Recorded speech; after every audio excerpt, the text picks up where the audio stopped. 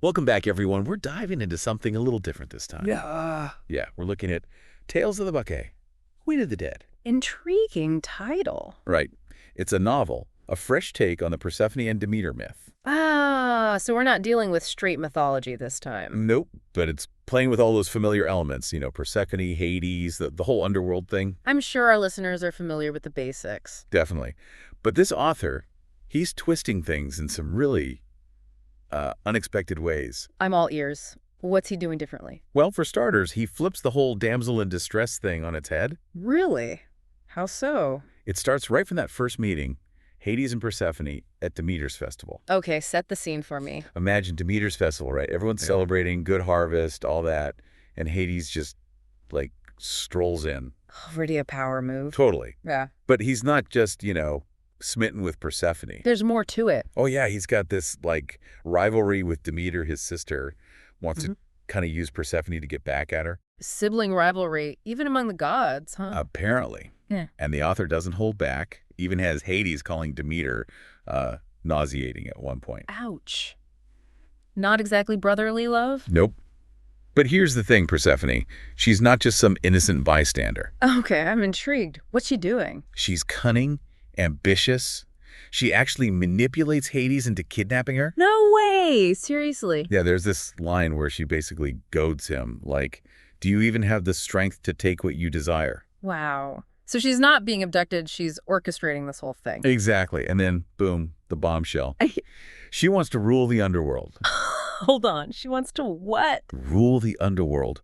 Talk about ambition. Yeah, that changes everything. It's not the Persephone we usually think of. Right. It makes you question, is this a power grab? Rebellion against Demeter. Fascinating. It really makes you rethink her character. It definitely challenges that whole passive, helpless image, right? For sure. So we've got a power-hungry Persephone, a Hades who maybe isn't in total control. And then there's Koalemos, the lovesick shepherd.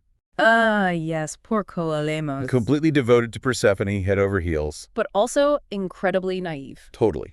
Easy to manipulate, both by Persephone and this other character, Corinna. Like a puppy that just wants to please everyone. Yeah. Even if it means getting tangled up in their schemes. He does have that endearing quality, though, that sheepish grin. You kind of want to shake him and say, wake up. He represents that part of us, blinded by love. Ignoring the red flags because we want to believe the best. This is a very human flaw. Okay, but enough with the heartbreak. Let's bring in some fun. Oh, who are we talking about? Bacchus and his crew. Always ready for a party. The god of wine, revelry, all that good stuff. Yeah, they bring this energy of, pure joy, escape. The life of the party, wherever they go. But then they run into these pirates, and things take a dark turn. Oh, no. What happens? We see this hidden rage in Bacchus, this sudden fury. A stark contrast to his usual happy-go-lucky self. Almost foreshadowing something darker beneath the surface. Makes you wonder if there's a link, between that intense joy and the potential for anger. Like two sides of the same coin. That whole idea of drowning sorrows in wine, but the sorrow becomes something else entirely. Yeah, something more volatile. A very insightful observation. It's like the author is playing with that duality. In Bacchus's character, and in the nature of wine itself. Celebration and connection, but also recklessness, even violence. Okay, so Bacchus is dealing with his inner demons, but what about Demeter? Back on Earth, reacting to her daughter's disappearance. Exactly. And she is not happy, to say the least. Enraged, I imagine. Bringing winter to the land, the whole 9 yards. All that, yeah. But she's also, surprisingly, kind of clueless. Easily distracted. Really? Oh, yeah. Devastated, obviously, but missing clues, making rash decisions. So much for an all-powerful goddess. Right. There's this scene where she's ranting about Persephone, and this little boy, Demi, comes up to her. She just melts. Shows this tenderness, this motherly love beneath all the anger. So she's not just this force of nature wreaking havoc. Nope. She's complex, driven by love for her daughter. It reminds us that even in the midst of pain and anger, there's still room for compassion. Exactly. Makes you wonder, though, if she'd been a little more focused, maybe she could have found Persephone sooner. Grief can do strange things to people. Absolutely. It clouds your judgment. But that's what makes her relatable, right? Powerful, but also flawed, vulnerable, just like us. So to recap, we have a power-hungry Persephone, a conflicted Hades, a lovesick shepherd, a raging Bacchus, and a distraught but distracted Demeter. Quite the cast of characters. And that's just the setup. The real adventure starts with the quest to rescue Persephone. The journey to the underworld. Buckle up, everyone. That journey to the underworld, it's more than just, a rescue mission. Right. It's not just about getting Persephone back. What else is going on? It becomes this journey of self-discovery for everyone involved. Like, they're all forced to confront their pasts. Oh, I see. So it's an emotional journey as well. Absolutely. And a big part of that is Bacchus revealing his backstory, with Semele. Oh, yeah, his mother. Right. Semele was a mortal woman, loved by Zeus. But she asked to see him in his true form, his godly form. Big mistake. Huge. It was too much for her. She died. Tragic story. Yeah. Love, loss, the dangers of messing with the gods, the whole deal. Exactly. And in this novel, we really see how that loss has shaped Bacchus. Okay, so how does it connect to him always partying and stuff? It explains it, that constant need for revelry to drown out the pain. Like he's trying to outrun his past, huh? Exactly. Chasing fleeting moments of joy. It adds so much depth to his character. Because usually he's just seen as the party god.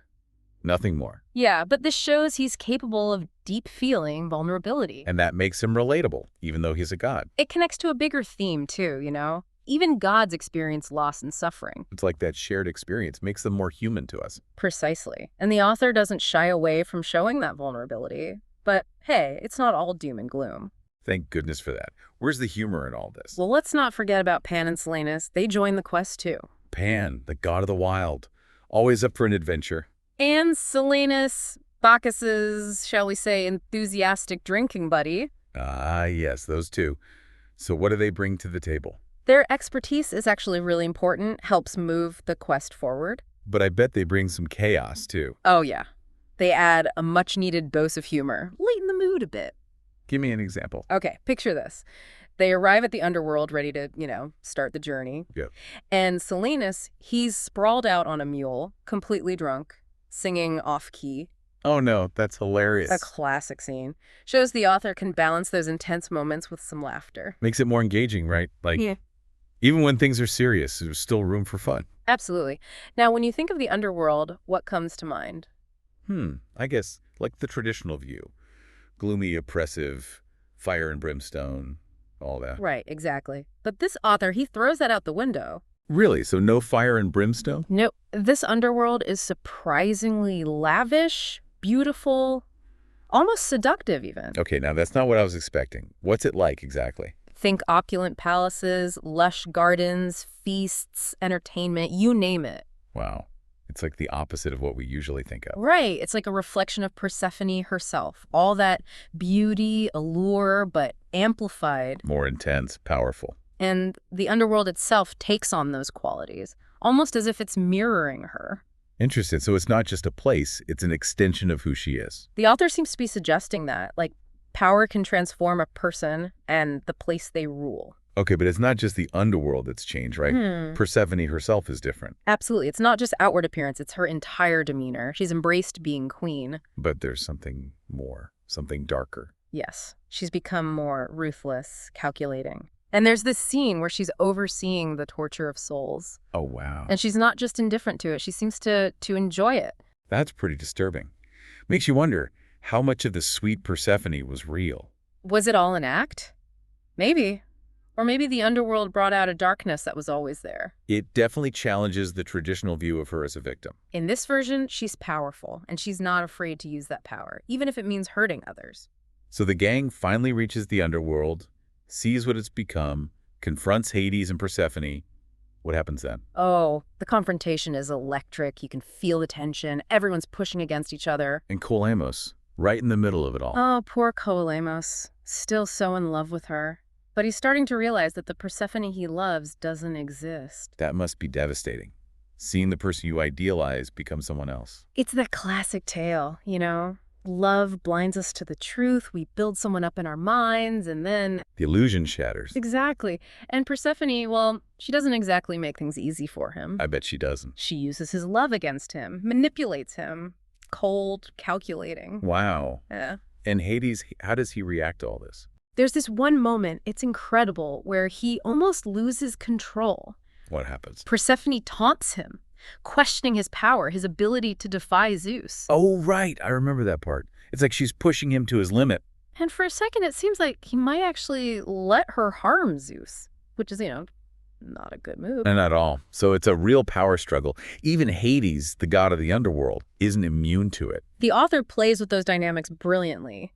Even though Hades rules the underworld, he's still under Zeus. And Persephone, even as a captive, she's the one calling the shots in that moment. Exactly. It's a tense standoff. Then, as you might expect, Zeus shows up. But there's a twist. A twist. He doesn't just swoop in and fix everything. No. Instead of intervening directly, he calls upon the judges of the underworld. The judges. To decide Persephone's fate. Precisely. It suggests that even Zeus, the king of the gods, has to follow certain rules. He can't just do whatever he wants. Yeah. Well, so what happens next? What did the judges say? Well, the judges, they've seen it all, Heard every excuse, weighed every sin. They don't mess around. So what's the verdict? What happens to Persephone? They decide she has to split her time. 6 months with Hades in the underworld, 6 months with Demeter on Earth. The classic compromise.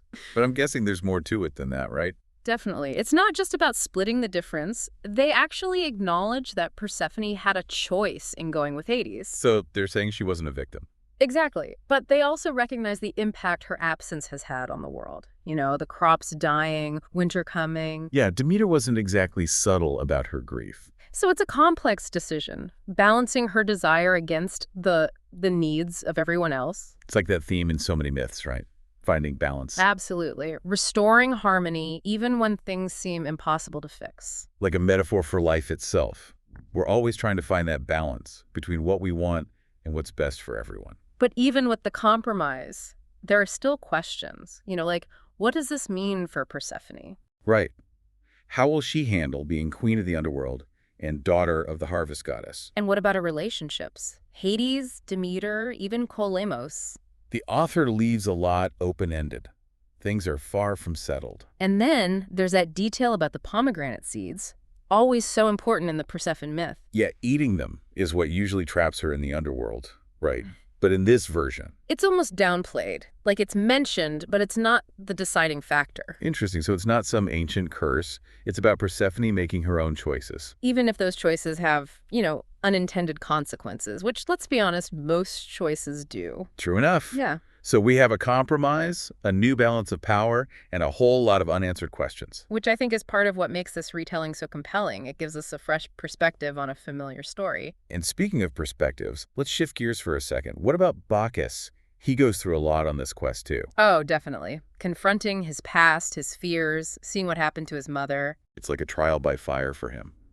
Kind of mirrors what Persephone goes through. They both have to face those darker parts of themselves, the shadows lurking beneath the surface. And they have to grow up, let go of their illusions. It's not easy for either of them. No, it comes at a cost. For Bacchus, he loses some of that carefree spirit, the joy he always had. But he gains something too, right? A deeper understanding of himself. Exactly. And a sense of peace, finally reuniting with his mother in Olympus. Something he thought would never happen. It's such a powerful moment, that reunion.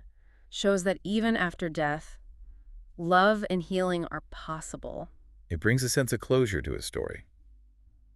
Okay, so Bacchus gives something of a happy ending. But Koalemos. His path is different. He chooses a simple life back in the mortal world, leaves his obsession with Persephone behind. Which, honestly, is probably for the best. It is bittersweet, though. His heart's been broken, but he comes out of it wiser. Learns a tough lesson about misplaced love. And the importance of finding your own path, your own happiness.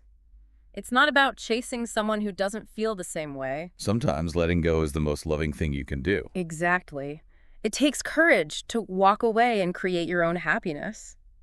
So, we've reached the end of our deep dive into Tales of the Bacchae, Queen of the Dead.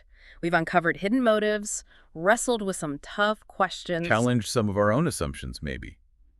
About love, power, the choices we make. It's a story that stays with you, makes you think about those gray areas in life where there are no easy answers. And it reminds us that even ancient myths can offer new ways of seeing the world. They still have something to teach us, even thousands of years later. Now, we want to hear from you, our listeners. What did you think of this retelling? What struck you the most?